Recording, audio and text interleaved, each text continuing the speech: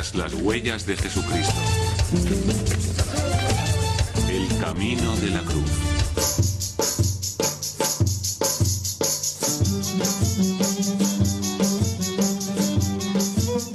Jerusalén en el siglo I después de Cristo bullía de una muchedumbre de peregrinos religiosos durante el santo festival de Pascua. Miles de judíos observantes se aglomeraban en la ciudad para ofrecer sacrificios en el espléndido, blanco y reluciente templo. Originariamente construido por el rey Salomón, el templo había sido enormemente ampliado y embellecido por Herodes el Grande, que ocupó 2 valles y construyó enormes plataformas artificiales para albergar los sagrados edificios. Herodes amplió el templo hasta tal punto que se convirtió en el mayor espacio sagrado cerrado de su tiempo. Los visitantes de Jerusalén decían que, conforme se acercaban a la ciudad, parecía que había un segundo sol en el horizonte, que relucía a la luz del sol. Mientras estuvo en Jerusalén, Jesús pasó gran parte de su tiempo en el templo, predicando y rezando con sus discípulos. Y fue allí donde hizo una sorprendente profecía. Al salir él del templo, díjole uno de sus discípulos: Maestro, mira qué piedras y qué construcciones. Y Jesús les dijo: ¿Veis estas grandes construcciones? No quedará aquí piedra sobre piedra que no sea demolida.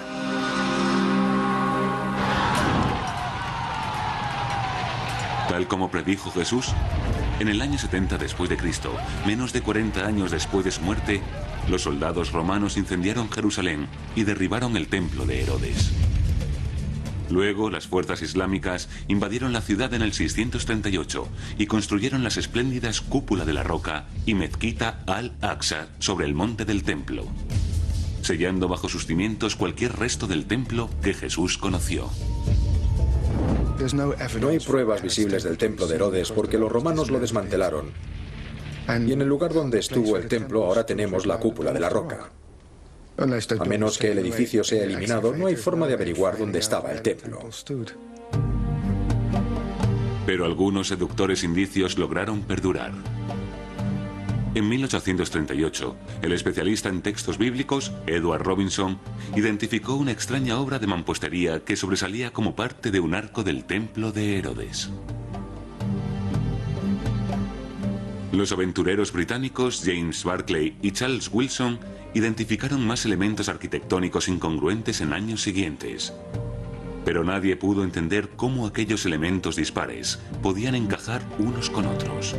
Entonces, en la década de los 60, el militar británico experto en minas, Charles Warren, inició las primeras excavaciones alrededor del monte del templo. Por sus trabajos, sabemos que tuvo que atravesar 14 capas de roca para llegar al lecho de roca. 14 capas de roca suponen entre 16 y 18 metros. Toda esa profundidad hasta abajo. Por la inconfundible arquitectura herodiana que descubrió, Warren concluyó que gran parte de los cimientos del monte del templo de Herodes aún seguían en pie bajo tierra. Pero pasarían casi 100 años antes de que el cambiante clima político permitiera otra excavación en el lugar. En 1967 se inició la Guerra de los 6 días y entonces los israelíes controlaron la ciudad antigua. Querían explorar el monte del templo y la zona de alrededor. Aprovechando este acceso sin precedentes, un equipo de arqueólogos empezó a excavar debajo del muro occidental del monte del templo. Sus exploraciones subterráneas descubrieron numerosas y fascinantes secciones del templo de Herodes. Muchas vistas por última vez por Charles Warren en el siglo XIX. Uno de los lugares que descubrió fue esta puerta. Esta es una de las 4 puertas que conducían fuera del monte del templo y que es mencionada por Josefo Flavio, el historiador judío del siglo I después de Cristo, y delante de la que había una pequeña plaza construida por Herodes el Grande. Aún son visibles las losas de Herodes que brillan más que ninguna otra piedra. Eso se debe a que se usaron durante mucho tiempo. Los excavadores señalan que esta puerta, que estaba a ras del suelo en tiempos de Jesús, ahora yace enterrada bajo las arenas del tiempo. 2000 largos años. Esta es la calle Herodiana, lo que supone que Jesús, sin duda, anduvo sobre las losas que vemos aquí. Esto no tiene nada que ver con la espiritualidad, es el hecho físico en sí. Estamos andando por donde lo hizo Cristo hace 2000 años. Esta es una confirmación que solo la arqueología puede hacer, la confirmación de los lugares santos. Abriendo un túnel más profundo, los excavadores hicieron su descubrimiento más asombroso.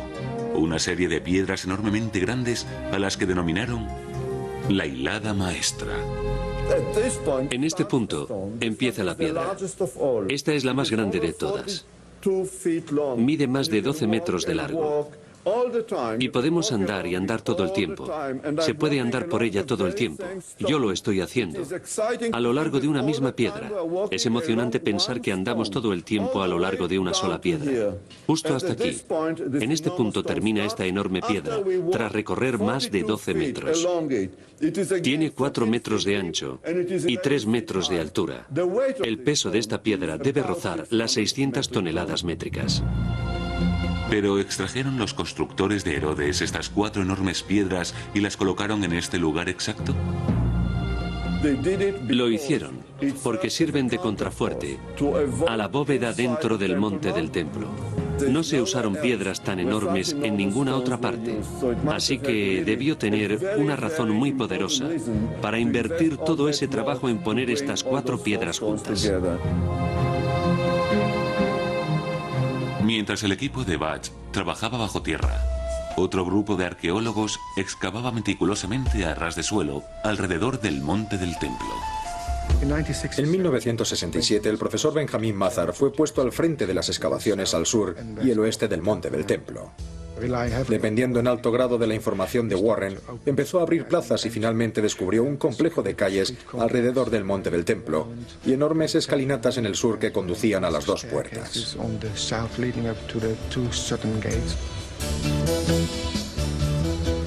Podemos decir que Jesús subió por estos peldaños o que anduvo por estas calles. Eso es absolutamente cierto y le confiere una santidad especial al lugar. Cerca de las grandes escalinatas, los excavadores descubrieron pruebas de la destrucción romana del templo en el año 70 después de Cristo. Montones de piedras, arrojadas desde la parte alta del monte del templo, eran apenas otro recordatorio de la violenta destrucción. Un día estaba trabajando allí mirando hacia arriba cuando vi el entorno de un arco quemado en el muro. Los romanos debieron poner muchísima broza dentro de esas tiendas y prenderlas con una tea. Todo empezaría a arder dejándonos la huella del interior de las tiendas. Así que valiéndome de esos arcos quemados pude reconstruir sin ninguna fisura cómo estaban dispuestas las tiendas a lo largo del muro del sur. Ese fue mi primer, a mi entender, mi descubrimiento más importante, lo que me aficionó realmente a la arquitectura antigua. Sintetizando sus propias investigaciones con textos antiguos y más de 50 años de datos arqueológicos, el Dr. Rittmeyer creó una serie de interpretaciones arquitectónicas del monte del templo en tiempos de Jesús y finalmente las piezas del rompecabezas encajaron. Vemos el arco de Robinson con una escalinata que baja a la calle Herodina. Y el arco de Barclay, que tiene una pequeña escalinata ascendente, y dentro de esta puerta hay una escalera en forma de L que nos lleva a la parte superior del monte del templo. Este es el arco de Wilson. Forma parte de un puente que cruza el valle Tiropeán e iba directo hasta la ciudad alta donde solían vivir todos los sacerdotes. Y esta es la puerta de Warren. Así que estas son las 4 puertas que Josefo nos dice que estaban en el muro occidental y todas han sido encontradas. Pero el trabajo de Rittmeyer no carece de polémica, especialmente cuando sostiene que el Sancta Sanctorum El edificio más grande en el templo judío estaba en el lugar exacto donde se levanta la sagrada cúpula de la roca musulmana.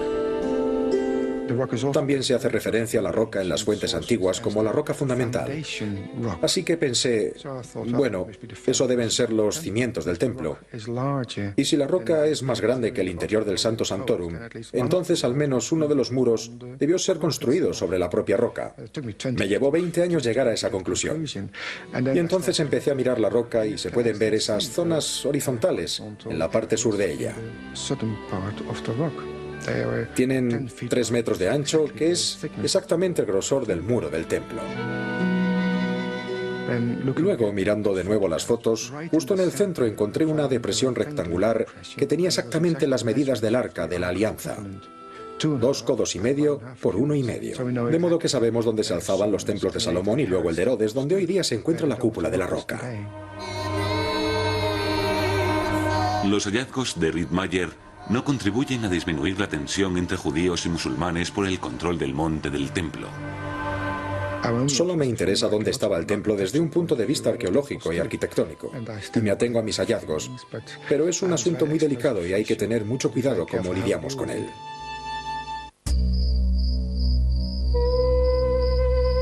La noche antes de morir, las Escrituras nos dicen que Jesús compartió la cena de Pascua, o Seder, con sus discípulos. Durante esta última cena, Jesús introdujo la práctica que se ha dado en llamar la Eucaristía cristiana. Tomando el pan, dio gracias, lo partió y se lo dio diciendo: Este es mi cuerpo, que es entregado por vosotros. Haced esto en memoria mía. Sabiendo que podría morir, quiso tener una última cena con sus discípulos. Y claro está, habrían querido que fuera en la ciudad. Y el lugar tradicional es el cenáculo en el monte Sión. Aunque el cenáculo de la actualidad solo se remonta a la era de las cruzadas, muchos creen que señala el lugar donde tuvo lugar la última cena. Era una zona nueva y tendría que haber habido una posada o una taberna que alquilara salas para comidas. Eso es sumamente posible. Luego, en 1951, Jacob Pinkerfeld excavó alrededor de los cimientos del edificio del cenáculo y descubrió grandes sillares que identificó como pertenecientes a una sinagoga herodiana del siglo I. Pero estudios posteriores de un grupo de arqueólogos franciscanos llevaron a la sorprendente conclusión de que en realidad era la primera casa-iglesia judeocristiana de Jerusalén y el lugar de la Santa Cena. Pero algunos especialistas criticaron sus conclusiones. La gente dice que es herodiana porque tiene bloques herodianos en los muros. Sin embargo, esos bloques herodianos son reutilizados. No tienen ni el mismo tamaño ni la misma forma. Están rayados, cortados en las esquinas. Son, a todas luces, reutilizados en un muro bizantino. Así que no creo que haya pruebas arqueológicas de que el actual cenáculo esté en el lugar donde se celebró la última cena. Pero si Jesús no celebró la última cena en el lugar donde está el cenáculo, ¿dónde tuvo lugar la cena? Sorprendentemente, algunos eruditos ahora creen que la respuesta a esa pregunta es en ninguna parte. Afirman que el hecho nunca tuvo lugar. Creo que pasó después de Jesús. No creo que él institucionalizara la última cena. Cuando la última cena fue creada por la iglesia de los primeros cristianos, unió la vida, el pan y el vino, y la muerte, cuerpo y sangre, en una institución. Yo personalmente creo que la institución es totalmente correcta, pero no creo que fuera hecha por Jesús. Otros eruditos discrepan con vehemencia. No creo que eso sea cierto en absoluto. Desde luego no hay ninguna prueba negativa que desmienta la última cena. No creo que hubiera otro maestro en el periodo del Nuevo Testamento con la suficiente influencia para darle a la cristiandad su principal cena ritual, excepto Jesús. Al este de Jerusalén se recorta la oscura silueta del Monte de los Olivos. En el siglo I después de Cristo, el monte estaba cubierto de olivares, donde los evangelios nos dicen que Jesús y sus seguidores fueron tras su última cena juntos. Cuando los peregrinos iban a Jerusalén, la población de la ciudad se triplicaba. Pasaba de 50.000 a 150.000. Eso suponía que el espacio en la ciudad escaseaba. Los precios se ponían por las nubes y obreros pobres como Jesús de Nazaret no podían permitirse quedarse en la ciudad. Y por eso va y viene con regularidad al Monte de los Olivos. Desde la ciudad hay unas antiguas escalinatas que llevan al Monte de los Olivos. Usadas constantemente durante más de 2000 años, es probable que Jesús subiera por estos mismos peldaños por última vez en esa fatídica noche. Entonces vino Jesús con ellos a un lugar llamado Getsemaní y les dijo: «Sentaos aquí mientras yo voy a orar». Y tomando a Pedro y los 2 hijos de Zebedeo, comenzó a entristecerse y a angustiarse. Los especialistas coinciden en que los hechos que envuelven la agonía en el jardín de Jesús y su posterior detención tuvieron lugar en el Monte de los Olivos, pero donde exactamente ha sido durante mucho tiempo objeto de debate. La Iglesia de todas las naciones conserva una gran piedra considerada como el lugar donde Jesús hizo sus urgentes oraciones. Y un olivar cercano a menudo es señalado como el jardín de Getsemaní, donde Jesús fue detenido. Sin embargo, Joan Taylor cree que esta última tradición se basa en una mala interpretación de los evangelios. La idea de que Getsemaní era un jardín proviene de una refundición de 2 tradiciones.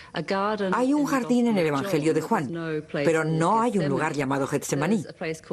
Hay un lugar llamado Getsemaní en el Evangelio de Marcos, pero no hay un jardín. Y así lo que pasa en la tradición cristiana es que tienes jardín en Juan, Getsemaní en los evangelios sinópticos de Marcos, Mateo y Lucas. Lo juntas y tienes jardín de Getsemaní. Puesto que la tradición que rodea a ese jardín solo se remonta a la Edad Media, la doctora Taylor propone que sería un mejor argumento proponer que la gruta de Getsemaní es el auténtico lugar de la detención de Jesús. En esa época del año, en primavera, hace mucho frío en Jerusalén, así que es muy poco probable que se durmieran al pie de unos olivos. Por eso creo que estaban en una especie de refugio. Se podría decir que estaban en una tienda, pero bueno, Getsemaní significa prensa de aceite. Así que, ¿por qué no estaban en una prensa de aceite? Habría sido de lo más normal que la gente acampara en esa cueva que no se estaba usando para prensar en ese momento.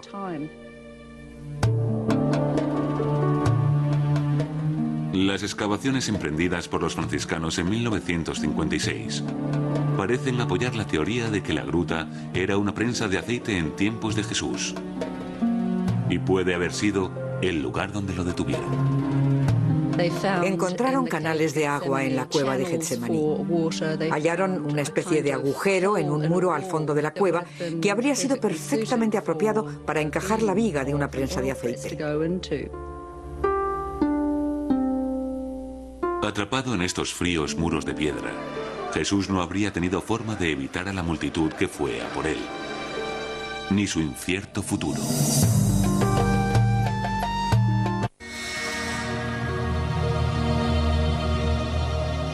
Los que prendieron a Jesús le llevaron a casa de Caifás, el pontífice. Los príncipes de los sacerdotes y todo el Sanedrín buscaban falsos testimonios contra Jesús para condenarle a muerte. En la actualidad, varios lugares en Jerusalén reclaman ser el lugar donde se alzaba la casa del sumo sacerdote, Caifás, donde se dice que tuvo lugar el juicio de Jesús. El más famoso es la iglesia de San Pedro, in Gallicantu, que alberga espléndidos sótanos de piedra que fueron supuestamente la prisión en la que Caifás recluyó a Jesús. Pero es una afirmación que ahora muchos eruditos creen falsa. Pedro in Gallicantu era la casa de una persona bastante acomodada en el siglo I, pero no creo ni por un momento que fuera la casa del sumo sacerdote. El sumo sacerdote era el equivalente de un primer ministro de hoy en día, en una zona aquejada de problemas. Y quien ponga su palacio a mitad de camino de una colina es tonto, para expresarlo con cortesía. Cualquiera que estuviera más arriba podría tirarle piedras, por ejemplo. Una casa más apropiada para un sumo sacerdote del siglo I podría ser la mansión palaciega, que está sobre una colina desde la que se domina el monte del templo. Sin duda este es el lugar. Esta es una vida de élite para gente de élite que en esa época era la clase sacerdotal. Excavada por Naamán Abigat en los años 70, la mansión palaciega nos ofrece una ventana virtual al opulento estilo de vida de los sumos sacerdotes en tiempos de Jesús. Me encuentro junto a un mosaico que cubre el suelo de esta habitación. Estos diseños geométricos eran típicos del llamado arte judío de la época. La ley ritual judía no permite la representación de objetos figurativos. No puede haber ni animales ni nada que sea creado por Dios. Lo que mostrarían serían simples diseños geométricos, pero hermosos ejemplos, sin duda, del arte de la época. Los excavadores se maravillan de los singulares detalles que se encuentran en toda la mansión palaciega, que dan fe del rango sacerdotal de sus antiguos moradores. Es la mansión más grande jamás encontrada en toda la tierra de Israel. Pero lo que la hace tan especial es que hay 4 mikvaos dentro del propio edificio. Eso es muy inusual. A lo sumo se encuentra un mikvao en un edificio. Ahora entramos en uno de los mikvahot, uno de los baños rituales que fueron uno de los rasgos distintivos de esta casa. Este es el más grande de la casa. Hemos llegado a una de las entradas y esto es muy importante. Hay 2 entradas a este baño que permite bajar a los impuros a la piscina y salir a los puros por el baño. Y eso le facilitaría su uso a los sacerdotes que trabajaban a diario en el templo. Aunque la mansión palaciega ofrece una inestimable crónica de la vida de las clases altas en tiempos de Jesús, los investigadores aún se preguntan si es esta realmente la casa de Caifás. Probablemente es una mansión que perteneció a la familia de uno de los sumos sacerdotes, posiblemente a la familia de Caifás. Pero cerca de aquí se encontró una casa, tal vez dependencias del servicio, en la que se encontró el nombre Catros, inscrito en una piedra. Es el nombre de otra familia de la clase sacerdotal. Y si esas son dependencias del servicio, a solo un paso de la mansión, entonces tal vez la familia de Catros, no la de Caifás, ni la de Anás, ni la de ninguna otra persona, vivía en esa mansión. Con mucho, la posibilidad más fascinante para la auténtica localización de la casa de Caifás se puede encontrar a la sombra de la iglesia de la Dormición. Las ruinas excavadas en los años 70 parecen ser las que más se ajustan a la localización de la casa de Caifás, descrita en textos antiguos. Pero el lugar también contiene obras de arte sorprendentemente poco sacerdotales. Las excavaciones de los años 70 dirigidas por Mighen Bashi desenterraron estas maravillosas casas llenas de frescos. Y lo sorprendente es que algunos de estos frescos no tenían lo que se esperaba, diseños geométricos y demás, sino representaciones de coronas de flores, pájaros y pequeños higos, y todo tipo de escenas que esperarías encontrar en una suntuosa mansión de Pompeya, pero no en Jerusalén, por la prohibición judía de las imágenes. Pero ¿quién podría ser tan descarado para hacer alarde de imágenes? O bien estamos tratando con aristócratas que se adaptaban al modo de vida extranjero, o lo hacemos con un sacerdote que tenía ideas distintas. Pero estos solo son meras conjeturas, porque no tenemos pruebas que relacionen estas estructuras con la casa tradicional de Caifás.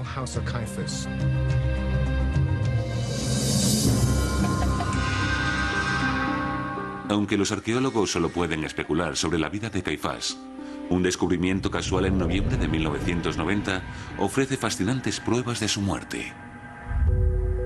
Durante la construcción de una carretera al sur de Jerusalén, los obreros desenterraron accidentalmente una cueva funeraria. Cuando el arqueólogo Zip Greenwood llegó a la escena, no tenía grandes esperanzas. Al principio, entrar en esta tumba no fue nada especial.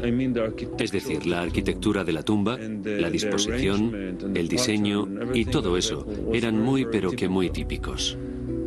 Pero entonces entré en el osario. Los osarios eran un detalle muy común en las tumbas judías del siglo I. Tras dejar que se descompusieran los cuerpos en bancos de piedra en la cripta, los huesos se recogían y se ponían en estos arcones decorativos de piedra caliza. Encontré los osarios y vi que estaban inscritos. Y ese es un fenómeno inusual. Me llevó otra semana o 10 días limpiarlos e intentar descifrar qué estaba pasando. Y de pronto lo desciframos y vimos que era el nombre de José, el hijo de Caifás. José, claro está, no es un nombre poco común, pero Caifás es un nombre sumamente raro. Y de hecho, la única persona que conocemos con ese nombre hacia este periodo es mencionada en los evangelios como participante en el juicio y crucifixión de Jesús. Dentro del osario común, Greenwood descubrió los huesos de 6 individuos, incluyendo los de un hombre de casi 60 años. ¿Podría contener este osario los restos del sumo sacerdote Caifás? Al final, la edad de uno de los esqueletos en la caja concuerda con la de Caifás. Así que yo entendería que eso quiere decir que es muy probable que estemos tratando con el osario de Caifás. Pero no todos están de acuerdo. Las inscripciones están toscamente escritas en alfabeto hebraico antiguo, dejándolas abiertas a otras interpretaciones. Hay quienes piensan que es Caifa, y si es así, entonces probablemente sea Caifás. Sin embargo, el apellido tal vez no deba pronunciarse Caifa. Puede que sea Cofa o Cufas. Luego, puede que no tengamos el osario del sumo sacerdote. El motivo por el que también tengo dudas sobre eso es que la cripta en la que fue encontrado no era muy ornamental, y esperaríamos que la cripta de la familia de un sumo sacerdote estuviera muy adornada. Aunque Greenwood admite que esta aparente contradicción también le preocupa, se atiene a los resultados de su excavación. No hay pruebas finales. La polémica continuará, pero así es la ciencia. No pasa nada. Vuelvo a insistir en que estoy absolutamente seguro de que ese es el nombre. Tras haber determinado que Jesús debía ser condenado a muerte, Caifás lo entregó a Poncio Pilato para su ejecución. Pese a su importancia en los relatos de los evangelios, se sabía muy poco de Poncio Pilato fuera de los textos bíblicos. Eso cambió en 1961, cuando arqueólogos italianos que trabajaban en Cesarea Marítima descubrieron una inscripción en piedra que ponía: Poncio Pilato, prefecto de Judea. Aunque pequeña, la inscripción tuvo enorme repercusión. Esta es la primera vez que tenemos el nombre Poncio Pilato y la única en la que hemos tenido ese nombre en una inscripción que date de esa época. Lo más importante acerca de esto es que había objeciones en el campo académico sobre su título. ¿Era prefecto o procurador? Y la inscripción resolvió ese problema. Era efectivamente prefecto, lo que le daba más poder que a un procurador. Como prefecto, podía condenar a muerte a personas, como hizo con Jesús. Los evangelios nos dicen que Jesús compareció ante Pilato en su pretorium o cuartel general. Durante el transcurso de la historia cristiana, ese pretorium llegó a estar asociado con la fortaleza Antonia. Así llamada por Marco Antonio, la fortaleza de 4 torres se erigía sobre una colina desde la que se dominaba el monte del templo antes de que fuera destruido por los romanos en el año 70 después de Cristo. Durante siglos, los únicos restos del pretorium de Pilato que se creía que existían era un arco llamado Ecce Homo. El arco del Ecce Homo fue asociado con la pasión de Jesús hacia los siglos XIV o XV. Ecce homo significa he aquí el hombre. Y así, el ecce homo se convirtió en el lugar donde Jesús fue juzgado por Pilato. En 1857, el padre Mary Alphonse Ratisbonne compró la zona alrededor del arco del Ecce Homo y empezó a construir un convento para las hermanas de Sion. Dentro del edificio encontraron un amplio pavimento que fue identificado de inmediato por el excavador como el Litóstrotos, que se menciona en los evangelios, donde se juzgó a Jesús, y que tiene tanta importancia que aparece tanto en griego, litástrata, como en hebreo, Gábata. Al limpiar el pavimento, los obreros encontraron tableros de juego de extraños trazos y columnas caídas. El padre Ratisbonne se convenció de que había descubierto el patio interior pavimentado de la fortaleza Antonia, donde Pilato dictó la sentencia final de Jesús. El descubrimiento convirtió en el acto al convento de las Hermanas de Sion en una de las paradas más importantes para los peregrinos cristianos de visita en Jerusalén.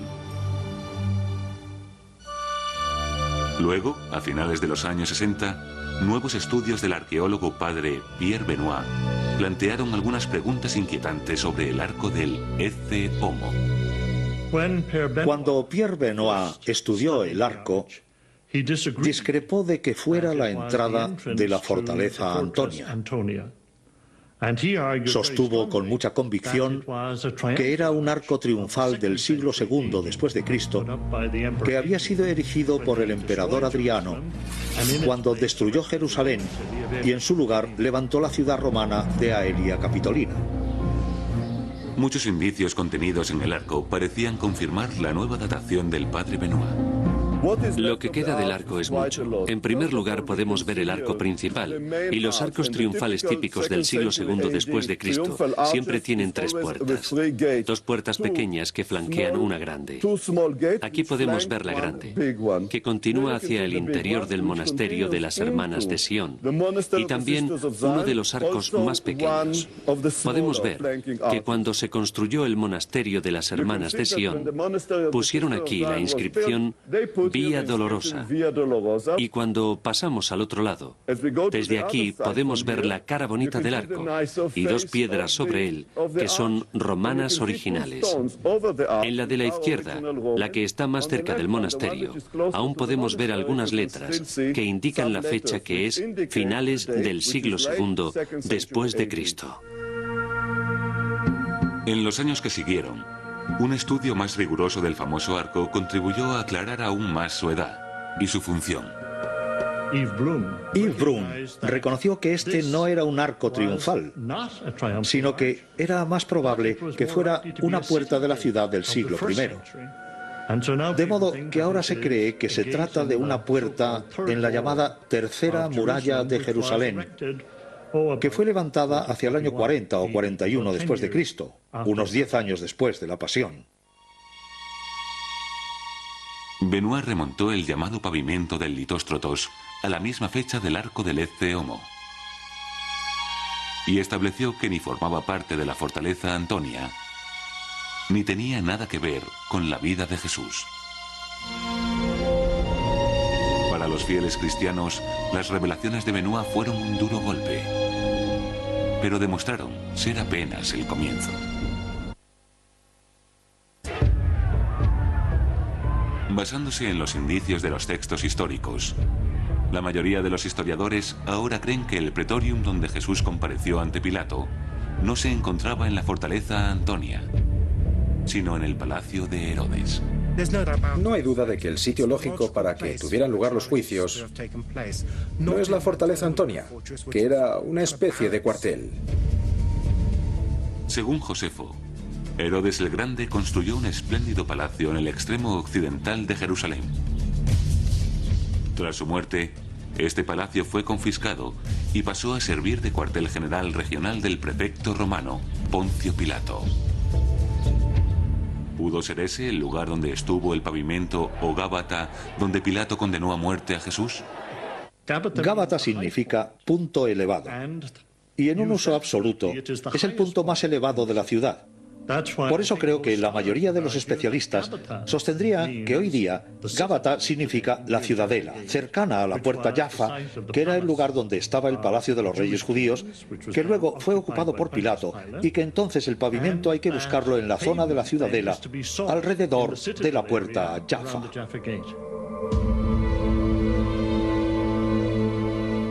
Sin embargo, para los investigadores que esperan seguir las huellas de Jesús, el palacio de Herodes demostró ser tan difícil de encontrar como la fortaleza Antonia. El lugar que ocupaba el palacio de Herodes estaba cubierto por el enorme fuerte musulmán conocido como la Ciudadela. ¿Cómo esperan encontrar los excavadores restos del palacio cuando se encuentra debajo de la Ciudadela? Sorprendentemente, la respuesta resultó estar justo ante sus propios ojos. En 1894, arqueólogos británicos excavaron alrededor de los cimientos de la ciudadela y establecieron que estaba construida sobre restos más antiguos. En una nueva excavación en la misma zona, en 1934, N.C. Jones hizo el asombroso descubrimiento de que la ciudadela no solo estaba sobre estructuras más antiguas, sino que parte de ella se componía de ruinas antiguas. Un detalle singular que aún puede verse hoy día. Detrás de mí tenemos uno de los grandes ejemplos de la arquitectura herodiana que quedan en la ciudad. Esta es una de las torres que fueron construidas por Herodes en la ciudad de Jerusalén. Sabemos nuevamente, por Josefo Flavio, que en la ciudad de Jerusalén había 3 grandes torres. Más tarde esas torres fueron incorporadas a edificios posteriores para incluir toda la zona de la ciudadela. La identificación de las torres herodianas proporcionó un importante indicio en la búsqueda del palacio del rey. El palacio de Herodes estaba junto a las 3 torres. Esas 3 torres se encuentran en el lugar que ahora ocupa la ciudadela de Jerusalén. Nos encontramos justo al lado de ese lugar. En 2001, John Seligman, de la Autoridad de Antigüedades de Israel, dio a conocer por primera vez los resultados de una asombrosa y nueva excavación. Abriendo un túnel bajo una antigua prisión otomana, los excavadores finalmente desenterraron pruebas del gran palacio de Herodes el Grande. Ahora nos encontramos sobre una excavación reciente que estamos dirigiendo, en la que se han hecho hallazgos que creemos que se remontan a esa época. Este gran muro junto al cual me encuentro forma parte de las terrazas que Herodes construyó aquí, en el lugar que ocuparía su palacio. Uno de los rasgos distintivos más importantes del trabajo de Herodes fue la construcción de amplias plataformas sobre las que construir sus palacios. Imitando la construcción del monte del templo, Herodes usó estos enormes muros de contención para formar una plataforma artificial sobre la que construir su palacio. Lamentablemente nos encontramos fuera de su palacio. Ahora me encuentro en la zona entre el muro de contención y la ciudad de Jerusalén. El palacio propiamente dicho habría estado al otro lado de este muro, y eso será encontrado por la próxima generación de arqueólogos. Hasta entonces, los investigadores continúan peinando la zona en busca de pruebas que puedan relacionar el lugar con los relatos de los evangelios. Hay que imaginarse dónde están estas piedras. Un tramo de escaleras que llevará arriba. Aunque parezca asombroso, el arqueólogo Simon Gibson ahora cree poder señalar la posición exacta del terreno elevado, o Gábata, donde Poncio Pilato interrogó a Jesús. Nos encontramos en la zona occidental de la parte antigua de Jerusalén. Como podéis ver, la ciudadela está ahí, al norte. Detrás de esta muralla estaba el palacio de Herodes, el Grande. Y me gusta pensar que este es un lugar donde tal vez Jesús fue traído para ser juzgado por Poncio Pilato. Este es uno de los peldaños, y mirad lo gastado que está en este punto, y también aquí. Ha sido gastado por la gente que subía estas escalinatas, y podéis ver que si pongo mi pie en él, parece encajar perfectamente.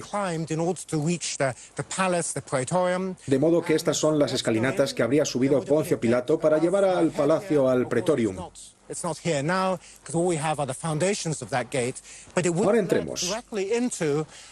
Aquí habría habido una puerta sobre mi cabeza. Claro que ahora no está porque lo único que tenemos son los cimientos de la puerta, pero habría conducido directamente a una zona pavimentada.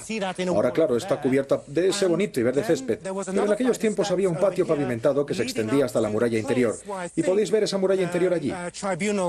Luego había otro tramo de escaleras aquí que conducía al palacio donde creo que habría estado la silla presidencial del tribunal, donde se habría sentado Poncio Pilato para pensar qué iba a hacer con aquel granuja, aquel tipo problemático llamado Jesús.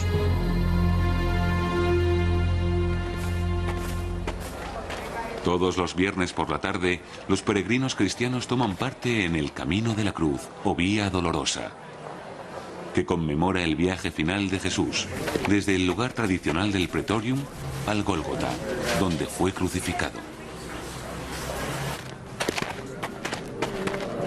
A la luz de descubrimientos arqueológicos recientes, hay quienes empiezan a cuestionarse la exactitud de la ruta. No se puede afirmar bajo ningún concepto que la Vía Dolorosa actual sea histórica.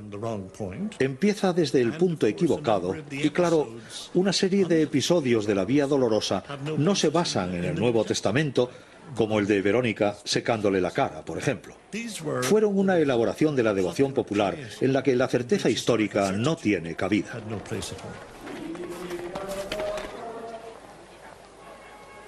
Pero a pesar de las pruebas científicas en su contra, miles de peregrinos siguen tomando parte en el Camino de la Cruz, todas las semanas. Los resultados de la erudición no tienen absolutamente ningún impacto en las tradiciones de devoción en Jerusalén. Es decir, la Vía Dolorosa la establece la fe, no la historia. Pero lo que creo que estaría mal es que los académicos dijeran que se equivocan de lugar y por lo tanto no pueden ir ahí, ¿no? Porque esos lugares, por chabacanos que sean, por falsos que sean, han sido venerados por personas de gran valor y gran fe. Apelan a nuestra sensibilidad humana, aunque tal vez sean históricamente incorrectos. Así que yo nunca intentaría que la gente desistiera de ir a esos lugares.